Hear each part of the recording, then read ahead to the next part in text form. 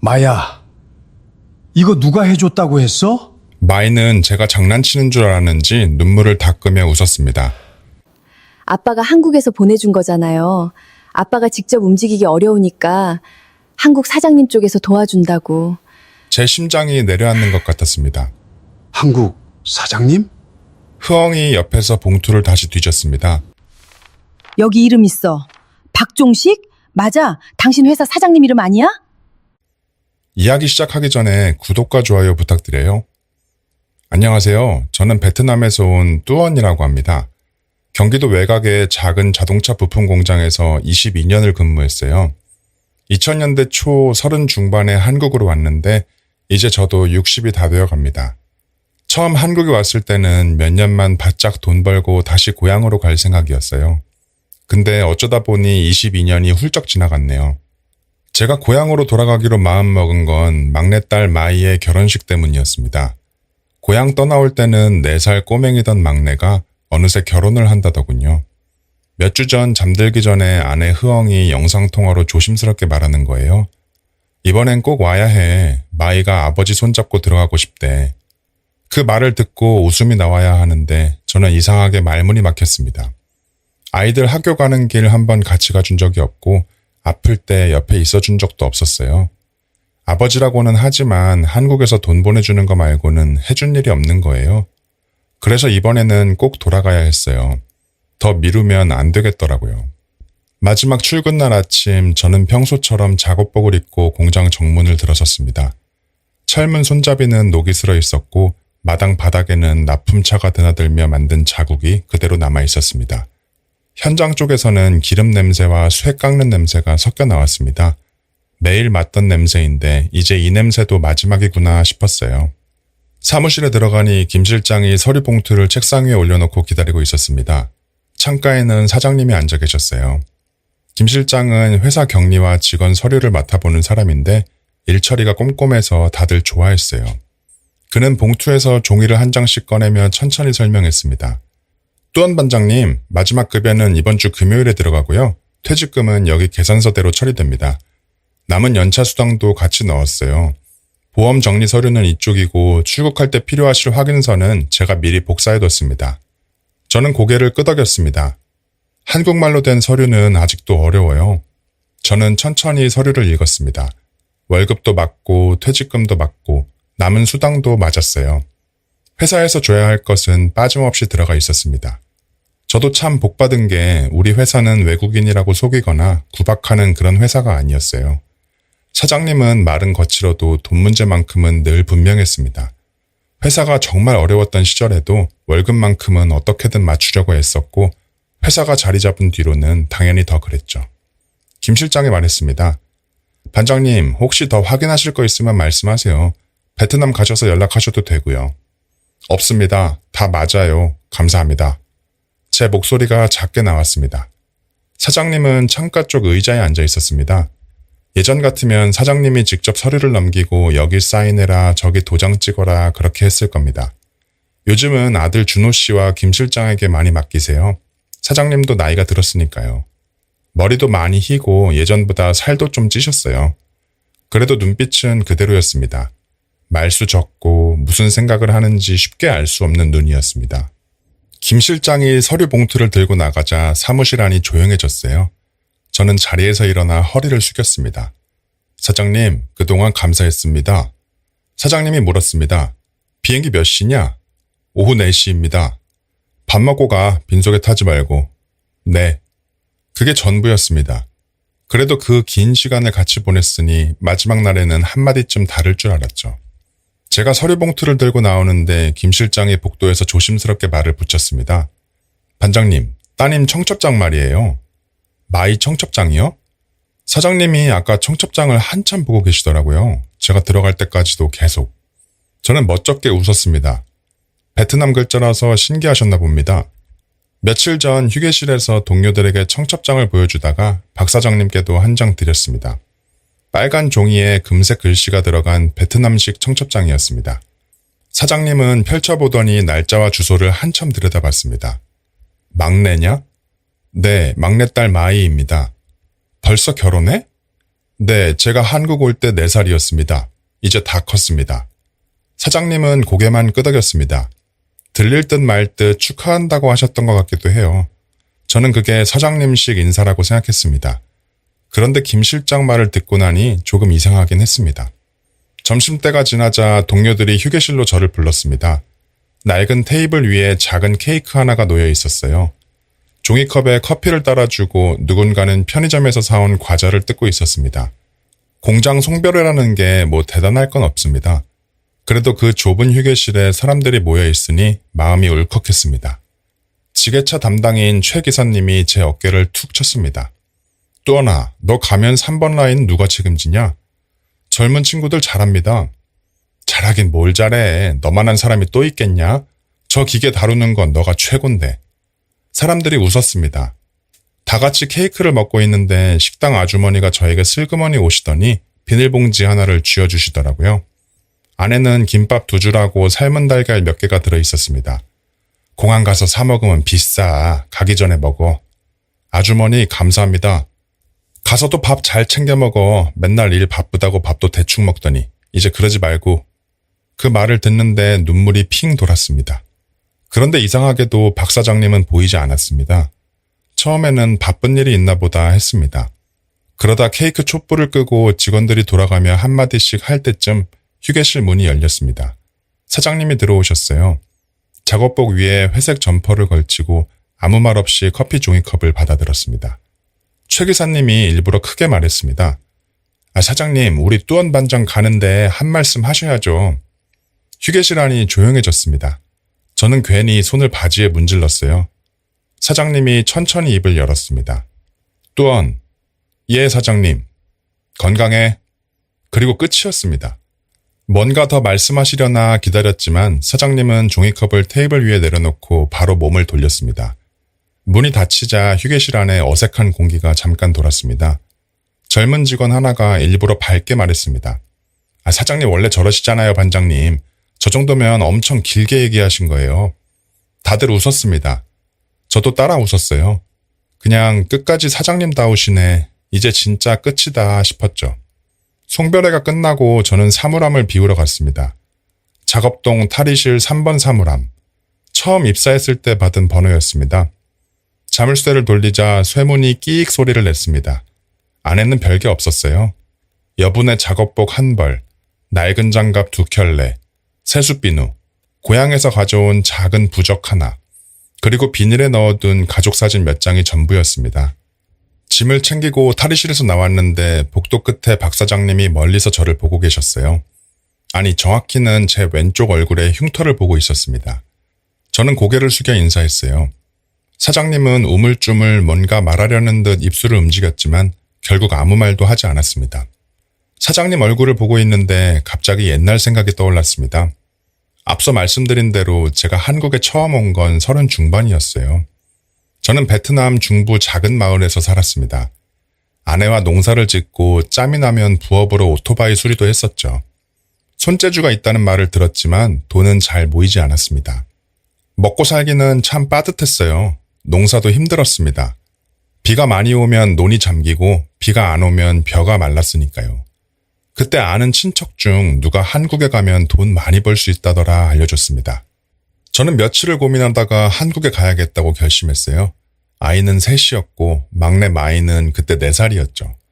그때는 가족들 먹여 살리려면 그게 유일한 방법처럼 보였습니다. 아내 흐엉은 제가 한국 간다는 말을 듣고 한참 동안 아무 말도 하지 않았어요. 가면 언제 돌아와? 3, 4년이면 돼. 돈 모아서 올게. 제가 그렇게 말했습니다. 그때는 저도 그렇게 될 거라고 생각했죠. 공항에서 막내 마이가 제 바지를 붙잡고 안 놓았습니다. 제가 그 손을 떼어내면서 아빠 금방 올게 라고 했는데 그게 이렇게 오래 걸릴 줄은 몰랐습니다. 제가 한국에 와서 처음 배정받은 곳이 박 사장님 공장이었습니다. 지금은 번듯한 간판도 달리고 납품차도 여러 대 드나들지만 그때는 공장이라고 부르기도 민망했습니다. 안산 외곽에 조립식 건물 2동이 있었고 회사 이름은 벽에 페인트로 칠해져 있었습니다. 그마저도 글씨가 반쯤 벗겨져 있었어요. 기계는 4대였고 직원은 저까지 5명이었습니다. 화장실은 밖에 있었고 겨울에는 수도가 얼어서 물이 안 나오는 날도 많았습니다. 첫날 아침 제가 공장 문을 열고 들어갔을 때 사무실 뒤쪽에서 웬 여자분이 나왔습니다. 머리를 대충 묶고 두꺼운 카디건을 걸치고 있었죠. 뒤에서는 어린 남자아이가 장난감 자동차 하나를 손에 쥐고 따라 나왔습니다. 사장님 아들인 준호 씨였어요. 저는 처음에 그분들이 잠깐 들른 줄 알았습니다. 그런데 아니었어요. 박 사장님 가족 살림이 그 공장 한 귀퉁이에 있었습니다. 사무실 책장 옆에 전기 밥솥이 있었고 한쪽 구석에는 아이 옷가지와 작은 장난감이 놓여 있었습니다. 나중에 알게 된 건데 사장님은 사업이 어려워져서 집을 담보로 잡혔고 거래처가 망하자 가족들 갈 곳이 없었던 거예요. 그때 저는 조금 놀랐습니다. 사장이라는 사람은 다 자기 집이 있고 직원보다 훨씬 편하게 사는 줄 알았어요.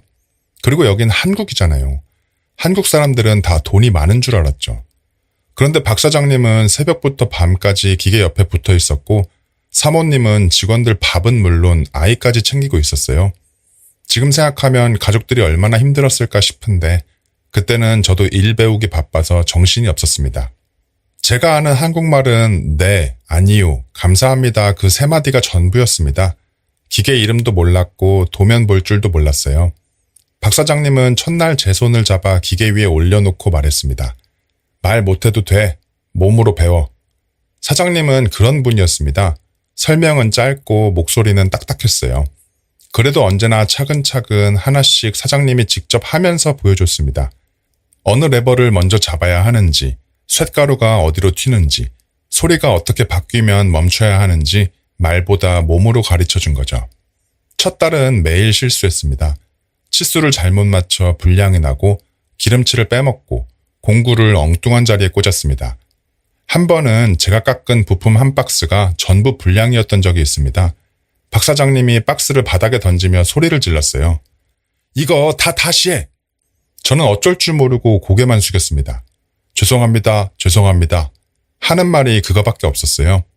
그날 저녁 저는 밥도 못 먹고 공장 뒤편에 앉아 있었습니다.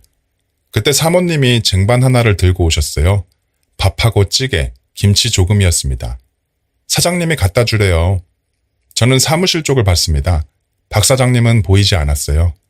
아까 저한테 그렇게 소리를 질러대시더니 저는 눈물이 나는 걸 억지로 삼키면서 허겁지겁 늦은 저녁을 먹었습니다. 석 달쯤 지나니 기계 소리가 조금씩 귀에 들어왔어요.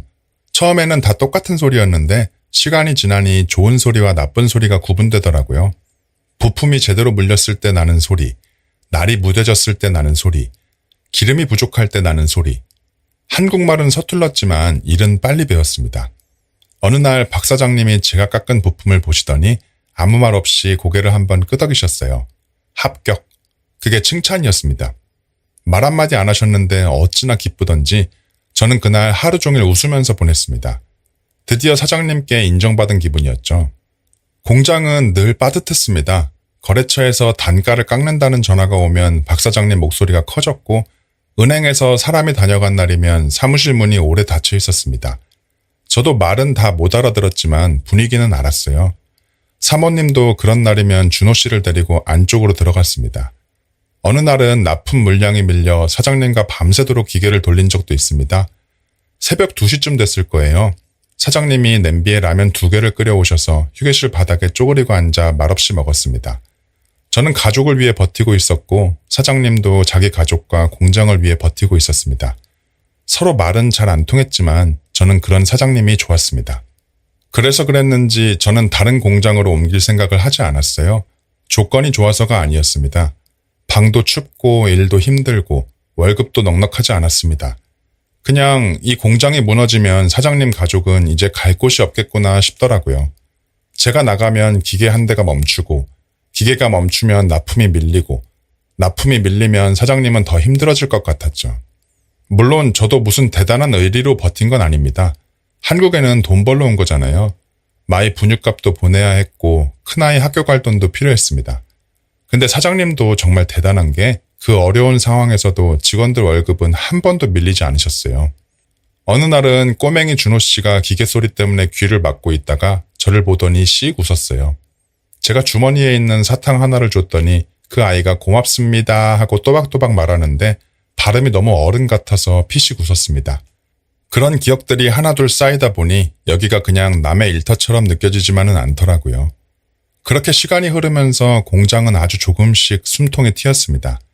큰 거래처 하나가 붙었고 기계도 한 대 더 들어왔어요. 직원들 모두가 이제 큰 고비는 넘겼구나 했는데 어느 날 밤 창고 쪽에서 이상한 냄새가 났습니다. 처음에는 기계 기름이 탄 줄 알았습니다. 그런데 아니었어요. 기름 냄새보다 더 매캐하고 코 안쪽을 긁는 냄새였습니다. 저는 기계를 멈추고 창고 쪽으로 걸어갔습니다. 창고 쪽으로 가까이 갈수록 냄새가 더 심해지더군요. 처음에는 무언가 오래된 비닐이 눌러붙은 냄새 같았습니다. 그러다 코끝이 따가워졌어요. 합선돼서 전선이 타는 냄새였습니다. 그때 작업장에 나와 있던 사람은 저와 박 사장님, 그리고 막 들어온 직원 한 명뿐이었습니다. 늦은 납품 때문에 기계 2대가 돌아가고 있었어요. 직원은 반대편 라인에서 제품을 포장하고 있었고 박 사장님은 사무실에서 거래처 전화를 받고 계셨습니다. 저는 창고 문 앞에서 멈춰섰어요. 문틈 아래로 희미한 연기가 흘러나오는 게 보였습니다. 사장님, 제가 불렀지만 기계 소리에 묻혔습니다. 사장님! 이번에는 조금 크게 불렀지만 그래도 대답이 없었죠. 저는 무심코 문고리를 잡으려다가 손을 뗐습니다. 손잡이는 이미 손댈 수 없을 만큼 뜨거웠습니다. 그 짧은 순간에 머리가 복잡해지더라고요. 문을 부셔야 하나, 그냥 열면 안에 쌓아둔 박스와 기름 묻은 걸레 쪽으로 번질 수도 있을 텐데. 저는 먼저 배전반 쪽으로 뛰어갔습니다. 메인 차단기 손잡이를 잡고 아래로 내려서 전기를 끊었죠. 공장 안에 돌아가던 기계 소리가 갑자기 멈췄습니다. 반대편에 있던 직원이 놀라서 소리쳤어요. 반장님, 왜요? 불, 창고. 저는 짧게 말한 뒤 벽에 걸린 소화기를 뽑아들고 창고로 뛰어갔습니다. 안전핀을 빼려고 하는데 손이 잘 안 움직이더라고요. 긴장하니까 제 손이 아닌 것 같았습니다. 그때 박 사장님이 사무실 쪽에서 뛰어나왔어요. 무슨 일이야? 창고, 불, 냄새나. 박 사장님 얼굴이 창백해졌어요. 문 열지 마! 사장님이 소리쳤습니다. 그런데 이미 문틈으로 연기가 많이 나오고 있었습니다. 저는 몸을 낮춰 소화기 호스를 잡고 발로 문을 걷어찼습니다. 문이 열리자 뜨거운 바람이 얼굴을 때렸어요. 안쪽 전기 콘센트에서 불꽃이 올라오고 있었고 그 옆에는 납품용 종이 박스가 산더미처럼 쌓여 있었습니다. 지금 생각하면 그렇게 들어가면 안 됐습니다. 119에 신고하고 밖으로 도망쳤어야죠. 그런데 그때는 그런 생각을 못했습니다. 박스에 불이 붙으면 공장도, 사장님도, 저도, 월급 기다리는 베트남 가족들도 끝이라는 생각이 먼저 들었습니다. 저는 소화기를 뿌렸습니다. 눈앞이 뿌옇게 막혔고 목 안으로 쓴맛이 들어왔습니다. 그런데 창고 안쪽에서 탁 하는 소리가 나더니 작은 불티가 박스 아래쪽에 옮겨 붙었습니다. 뚜언, 뒤로 나와. 박 사장님이 제 작업복 뒤를 잡았습니다. 조금만! 제가 그렇게 말했는지 그냥 소리만 냈는지 기억이 정확하지 않습니다. 저는 소화기 하나를 다 쓰고 벽 쪽에 있던 2번째 소화기를 잡으려고 했어요. 그러다 갑자기 왼쪽 얼굴이 뜨거워졌습니다. 정확히는 뜨겁다기보다 누가 달군 쇠를 피부에 대고 지진 느낌이었습니다. 불튀었는지 뜨거운 바람이었는지 그때는 몰랐습니다. 저는 반사적으로 고개를 돌렸고 소화기 호스가 바닥에 부딪혔어요. 악! 제가 비명을 질렀습니다. 박 사장님이 저를 감싸 안고 밖으로 뛰어나갔어요. 저는 뒤로 넘어지듯이 창고 밖으로 나왔습니다. 바닥에 주저앉자 다리가 풀리더라고요. 얼굴 왼쪽이 따끔거리다가 곧 감각이 둔해졌습니다. 누군가 젖은 수건을 가져왔고 잠시 후 119가 도착했습니다. 박 사장님은 제 얼굴을 보시더니 아무 말도 못했습니다. 기계가 멈추거나 불량이 나오면 고래고래 소리를 지르시는 분이 그날은 제 얼굴을 보고 한참을 가만히 서 있었습니다. 저는 오히려 그게 더 무서웠어요. 괜찮습니다. 제가 말했습니다. 정말 괜찮아서가 아니었습니다. 사장님 얼굴이 너무 이상해서 제가 먼저 괜찮다고 해야 할 것 같았습니다. 괜찮긴 뭐가 괜찮아? 사장님 목소리가 갈라졌습니다. 그분은 제 왼쪽 턱 아래에 젖은 수건을 데려다가 손을 멈췄습니다. 괜찮습니다. 불은요? 꺼졌어. 거의 꺼졌어. 창고 안에서는 아직 연기가 나고 있었습니다. 하지만 큰 불길은 보이지 않았습니다. 소방관들이 말하길 이번 불은 전기 쪽에서 시작된 초기 화재라고 말했습니다. 조금만 늦었으면 박스 쪽으로 번져서 공장 전체가 통째로 탔을 거라고 했어요. 저는 그 말을 듣고 이상하게 안심이 됐습니다. 일은 계속 할 수 있겠구나. 참 지금 생각하면 미련하죠. 그래도 그때는 월급 받을 공장이 살아남은 것만으로도 고마웠습니다. 구급차 안에서 박 사장님은 제 옆에 앉았습니다. 저는 수건으로 얼굴을 누르고 있었고 사장님은 두 손을 무릎 위에 올려놓고 있었습니다. 온몸에 하얀 소화기 가루가 묻어 있었어요. 그분은 자기 손을 내려다보다가 다시 제 얼굴을 봤습니다. 사장님, 말하지 마. 불 많이 안 났죠? 말하지 말라니까. 병원 응급실에서는 제 얼굴을 씻기고 약을 발랐습니다. 턱 아래에서 귀 밑까지 피부가 벗겨졌다고 했습니다. 며칠은 통증이 심할 거라고 했고 흉터가 남을 수도 있다고 했습니다. 의사 말을 다 알아듣지는 못했지만 박 사장님이 옆에서 말씀해 주셨습니다. 퇴원하고 공장에 돌아온 날 직원들이 박수를 쳐줬습니다. 제가 공장을 살렸다고 하더라고요. 저는 그런 말이 민망해서 고개만 숙였습니다. 창고 안은 이미 깨끗하게 치워져 있었어요. 타담한 박스와 검은 자국은 사라졌고 벽에는 새 소화기가 걸려 있었습니다. 박 사장님은 제 작업대 옆에 새 장갑과 마스크를 놓아두셨어요. 무리하지 마. 괜찮습니다. 자꾸 괜찮다고만 하지 말고. 그 말을 하고 사장님은 돌아섰어요. 참 사장님답더라고요. 저는 그 모습을 보면서 한참 웃었습니다. 그 사고 뒤로 제 얼굴에는 흉터가 남았어요. 처음에는 거울을 보기 싫었습니다. 아내 흐엉과 영상통화를 할 때도 화면을 조금 멀리 두었어요. 막내딸 마이는 어려서 그런지 제 얼굴을 보고 울었습니다. 아빠 얼굴 왜 그래? 괜찮아. 조금 다친 거야. 아파? 안 아파. 거짓말이었죠. 사실 얼굴보다 마음이 더 아팠습니다. 아이한테 멀리 있는 아버지 얼굴이 흉터로 기억될까봐 겁났어요. 그래도 저는 계속 일했습니다. 치료가 끝나자마자 다시 기계 앞에 섰어요. 그때도 박 사장님은 아무 말 없이 제 옆에 서 있다가 제가 기계를 켜는 걸 보고 천천히 고개만 끄덕이셨습니다. 세월이 가면서 공장은 조금씩 커졌고 거래처도 늘어났습니다. 이제는 제법 직원도 많아졌어요. 꼬맹이 준호 씨는 중학생, 고등학생이 됐다가 군대 전역하고 회사 일을 배우러 들어왔습니다. 박 사장님은 예전과 똑같이 무뚝뚝하셨죠. 다만 한 가지가 달라졌습니다. 이상하게 사장님은 제 얼굴의 흉터를 제대로 보지 못했습니다. 회의 중에도 밥을 먹다가도 제가 옆으로 돌아서면 그분 시선이 잠깐 멈췄다가 사라졌습니다. 저는 처음엔 그게 좀 기분이 나빴어요. 혹시 보기가 싫은가? 아니면 그날 사고가 떠올라서 미안하신 건가? 마지막 출국날 공항에서도 그 생각을 했습니다. 저는 회사 봉고차를 타고 공항 터미널 앞에 내렸습니다. 김 실장이 짐을 내려주고 최 기사님이 고향 가면 이제 담배 끊으라고 웃었습니다. 저는 한 사람씩 마주보고 악수했어요. 가방은 가벼웠습니다. 22년을 보냈는데 캐리어 하나와 손가방 하나면 끝이더라고요. 출국장으로 들어가기 전 휴대폰이 울렸습니다. 박 사장님 문자였어요. 밥 먹었나? 저는 화면을 보고 피식 웃었습니다. 먹었습니다. 사장님도 식사하세요. 잠시 뒤 답장이 왔습니다. 도착하면 전화해. 저는 그 문자를 한참 바라봤습니다. 뭔가 이상했어요. 박 사장님이 저한테 먼저 전화하라고 한 적은 거의 없었거든요. 보고할 일이 있으면 회사로 전화했고 급한 일이 있으면 김 실장을 통해 말했습니다. 그래도 저는 깊게 생각하지 않았습니다. 이제 정말 헤어지는 날이라 사장님도 조금 마음이 쓰이나 보다 했어요. 저는 비행기표를 손에 쥐고 출국장 안으로 들어갔습니다. 유리문 너머로 동료들이 손을 흔들었습니다. 비행기 안에서 저는 잠을 거의 못 잤습니다. 눈을 감으면 공장 천장이 보였고 눈을 뜨면 창밖이 깜깜했습니다. 옆자리 사람은 담요를 덮고 잘만 자는데 저는 손가방 안에 든 서류 봉투만 몇 번이고 만졌습니다. 퇴직 정산서, 보험 서류, 출국 확인서, 그리고 마이 청첩장 1장. 한국에 그렇게 오래 살았는데 막상 들고 가는 건 별로 없었어요. 공항에서 식당 아주머니가 싸준 김밥은 이미 먹었고 캐리어에는 아이들 줄 작은 선물 몇 개가 들어있었습니다. 베트남 공항에 내리니 공기가 다르더군요. 오토바이 매연 냄새가 섞인 습한 공기였습니다. 입국장으로 나오는데 아내 흐엉이 저만치 서 있었어요.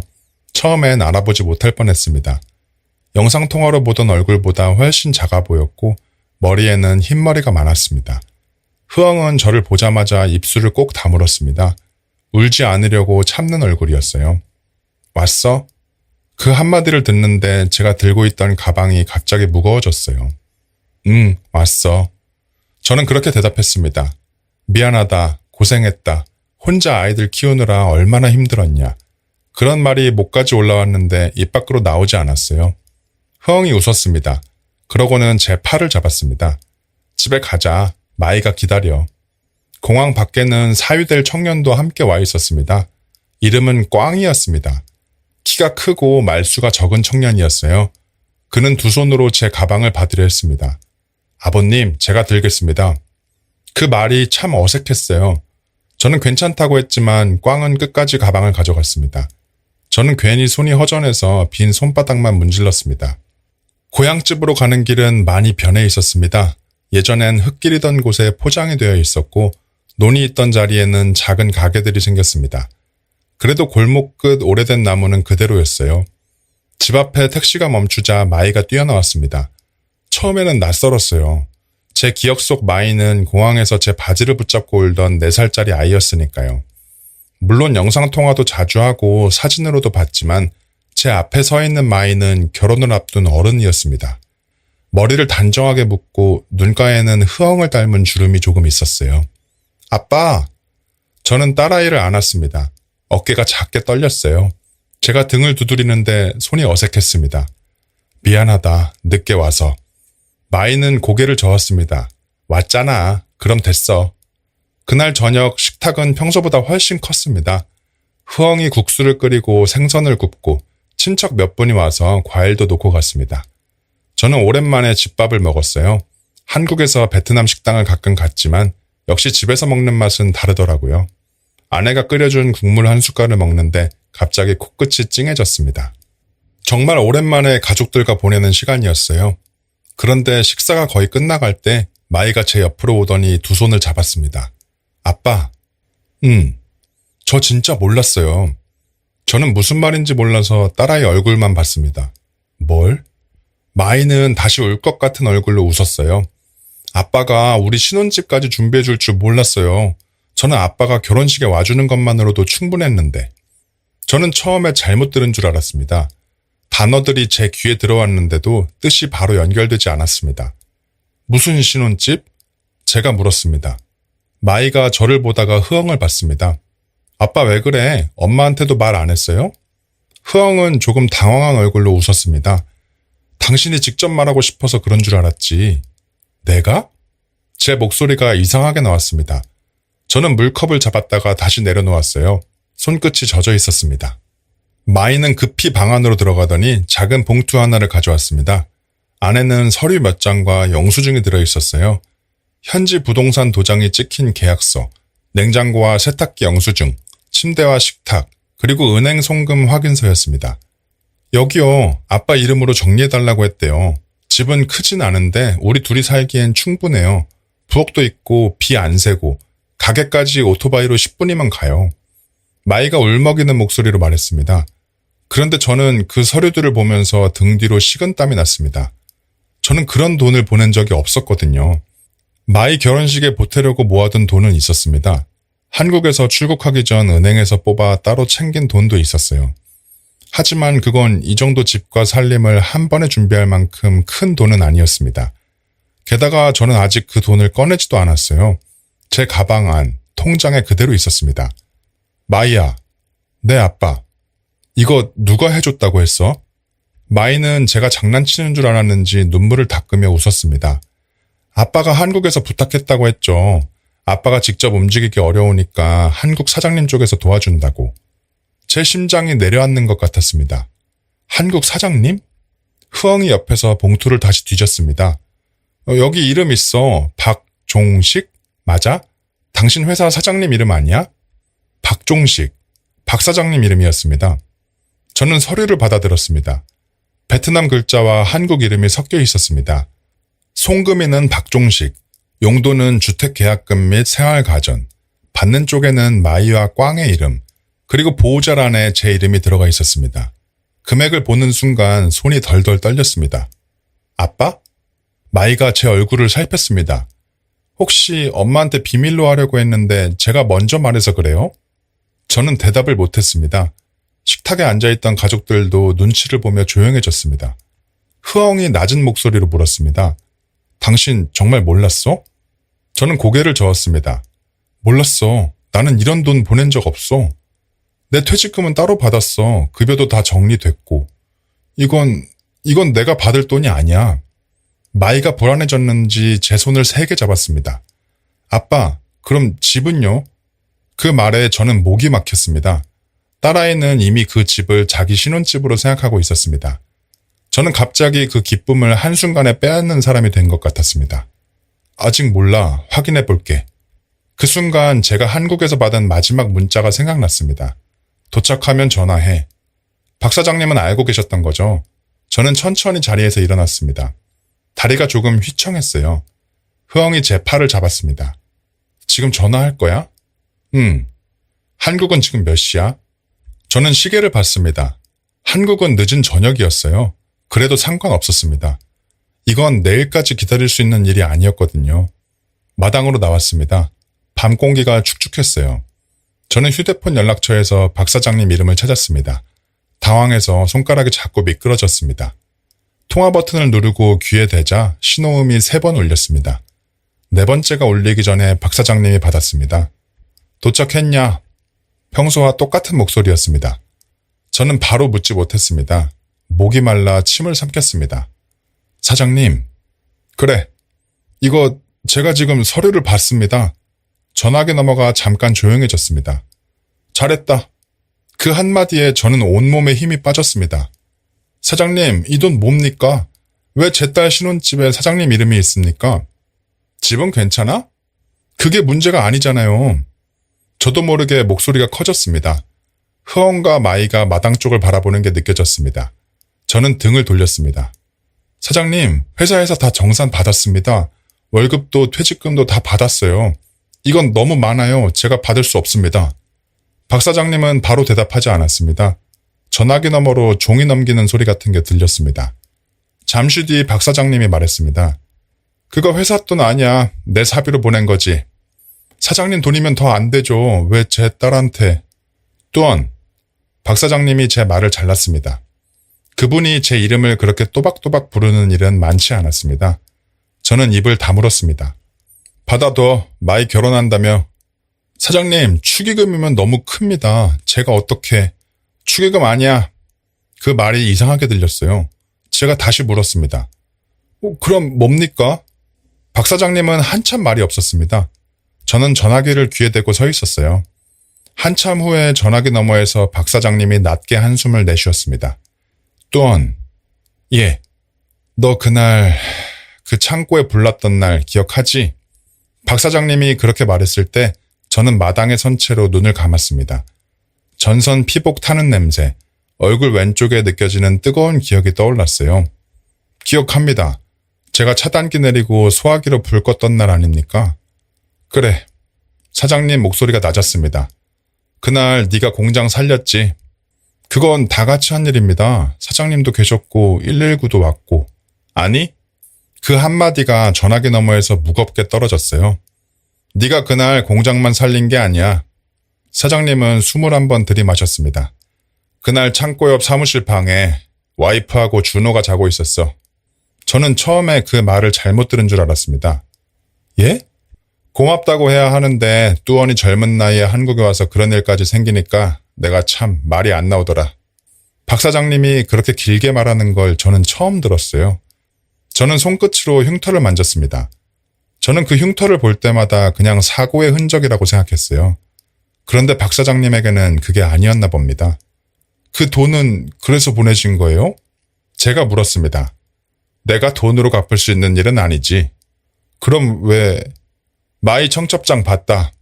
사장님 목소리가 조금 달라졌어요. 아까보다 조금 부드러워졌습니다. 네가 한국 올 때 4살이었다며. 예. 나는 뚜원 덕분에 와이프랑 우리 준호 살아있는 걸 매일 봤어. 준호 대학 가는 것도 봤고 군대 전역하는 것도 봤지. 그런데 너는 네 딸 크는 거 전화기로만 봤잖아. 그 말에 가슴이 무너졌습니다. 사장님, 그래도 이건 너무 큽니다. 쉽게 생각하고 보낸 돈 아니야. 회사 돈도 아니고 누구한테 생색낼 돈도 아니야. 내가 개인적으로 보내는 돈이니까 받아. 사장님이 짧게 말했습니다. 그러면 더 못 받습니다. 또한 그분 목소리가 단호해졌습니다. 네가 그날 그렇게 안 해줬으면 나는 지금 살아서 전화 못한다. 저는 입을 다물었습니다. 내 아내도 없고 준호도 세상에 없었겠지. 회사? 회사야 다시 세우면 돼. 근데 가족은... 사장님이 말을 멈췄습니다. 전화기 너머에서 아주 작은 숨소리가 들렸습니다. 가족은 다시 못 데려오잖아. 저는 더 버틸 수가 없었습니다. 흉터가 있는 왼쪽 얼굴 위로 눈물이 흘러내렸습니다. 사장님, 저는 정말 그런 줄 몰랐습니다. 사장님은 잠깐 조용했습니다. 그러다 다시 평소의 말투로 돌아가려는 듯 헛기침을 했습니다. 마이한테는 말하지 마. 괜히 분위기 무겁게 만들지 말고. 사장님, 신혼집은 그냥 아버지가 오래 일해서 받은 마음이라고 해. 네가 받는 게 맞아. 제가 이걸 어떻게 갚습니까? 갚지 않아도 되니까 딸이랑 가족들 데리고 잘 살아. 사장님은 계속 말했습니다. 마이 결혼식 잘 치르고. 예. 사진 보내? 보낼게요. 밥 챙겨 먹고. 저는 울다가 웃었습니다. 사장님도요. 끊는다. 사장님. 왜? 저는 오래 숨을 들이마셨습니다. 고맙습니다. 그 말이 너무 작아 보였습니다. 감사합니다. 그것도 부족했습니다. 그래도 제가 할 수 있는 말은 그것뿐이었습니다. 감사합니다. 정말 감사합니다. 전화기 너머가 조용했습니다. 박 사장님은 대답하지 않았습니다. 저는 그분이 지금 어떤 얼굴로 앉아있을지 알 것 같았습니다. 아마 사무실 창가 의자에 앉아 계시겠죠. 책상 위에는 식은 커피가 있고 손에는 담배도 없는데 괜히 손가락만 만지고 있을 겁니다. 한참 뒤 사장님이 아주 작게 말했습니다. 끊는다. 그리고 전화가 끊겼습니다. 저는 휴대폰을 내려다봤어요. 통화 종료 화면에 박 사장님 이름이 떠 있었습니다. 흐엉이 제 팔을 잡았습니다. 무슨 일이야? 저는 바로 대답하지 못했습니다. 마이도 눈이 빨개진 채 저를 보고 있었습니다. 아빠, 마이가 조심스럽게 불렀습니다. 집 문제 있는 거 아니죠? 저는 고개를 저었습니다. 문제 없어. 정말? 응, 박 사장님이 아빠 오래 일했다고 도와주신 거야. 마이는 눈물을 닦았습니다. 그렇게 큰 걸 왜요? 저는 잠깐 웃었습니다. 그러게, 그분이 원래 말은 잘 안 하는데 아빠한테 뭔가 해주고 싶으셨나 봐. 흐엉은 제 얼굴을 가만히 봤습니다. 아내는 제가 다 말하지 않았다는 걸 알았을 겁니다. 그래도 일일이 캐묻지는 않았어요. 저는 조용히 아내 손을 잡았습니다. 다음 날 우리는 마이의 신혼집에 갔습니다. 골목 안쪽에 있는 단층집이었습니다. 하얀 벽에 파란 대문이 달려 있었고 마당에는 작은 화분 몇 개가 놓여 있었습니다. 새집 냄새와 페인트 냄새가 섞여 났어요. 부엌에는 냉장고가 들어와 있었고 세탁기는 뒷문 쪽에 놓여 있었습니다. 방 안에는 침대와 얇은 이불, 작은 옷장이 있었습니다. 식탁은 4명이 앉으면 꽉 찰 정도였습니다. 마이는 대문을 열고 들어가며 신발을 벗었습니다. 아빠, 여기 봐요. 부엌에 창문도 있어요. 그 말이 왜 그렇게 듣기 좋았는지 모르겠어요. 부엌에 창문이 있다는 말, 비가 새지 않는다는 말, 그런 사소한 말들이 제 가슴에 행복으로 다가왔습니다. 꽝은 어색하게 웃으며 말했습니다. 아버님, 저희 잘 살겠습니다. 저는 그 청년의 어깨를 잡았습니다. 마이 울리지 마. 네. 밥 굶기지 말고. 네. 꽝이 긴장해서 고개를 끄덕이자 마이가 옆에서 웃었습니다. 아빠, 너무 무섭게 말하지 마. 저도 웃었습니다. 웃고 있는데 눈물이 날 것 같았어요. 22년 한국에서 고생한 시간들이 눈앞에서 스쳐갔습니다. 결혼식 날 아침 마이는 흰 드레스를 입었습니다. 저는 딸아이 손을 잡고 천천히 걸었습니다. 손이 떨리더군요. 마이는 작게 속삭였습니다. 아빠, 긴장돼? 조금. 나도. 우리는 마주보며 웃었습니다. 사람들이 박수를 쳤어요. 저는 마이 손을 꽝에게 넘겨주었습니다. 그 짧은 순간 한국 가는 길에 4살짜리 아이 손을 떼어내던 공항이 떠올랐어요. 그날 밤 신혼집 마당에 앉아 휴대폰을 꺼냈습니다. 마이와 꽝은 안에서 친척들이 준 선물을 정리하고 있었고 흐엉은 부엌에서 남은 음식을 챙겼습니다. 저는 결혼식 사진 중 하나를 골랐어요. 마이가 웃고 있고 제 얼굴의 왼쪽 흉터도 선명하게 보이는 사진이었습니다. 예전 같으면 그 사진은 안 골랐을 거예요.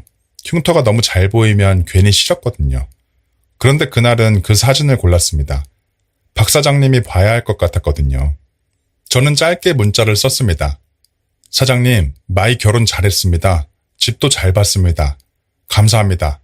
오래오래 건강하세요. 사진과 함께 문자를 보냈습니다.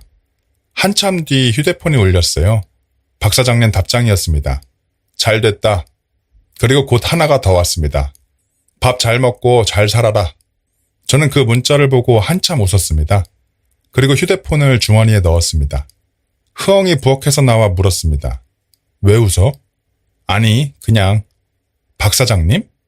저는 고개를 끄덕였습니다. 흐엉은 제 옆에 앉았습니다. 우리는 한동안 말없이 마당을 봤습니다. 집 안에서는 마이가 웃는 소리가 들렸습니다.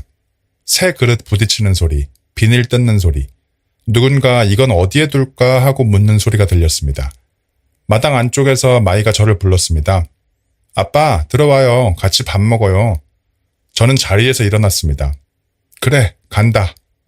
저는 그렇게 대답하고 사장님이 선물해준 딸의 신혼집 안으로 들어갔습니다. 하늘을 바라보면서 혼자 중얼거렸어요. 사장님, 고맙습니다. 우리 딸 잘 살 거예요. 긴 이야기 들어주셔서 감사합니다.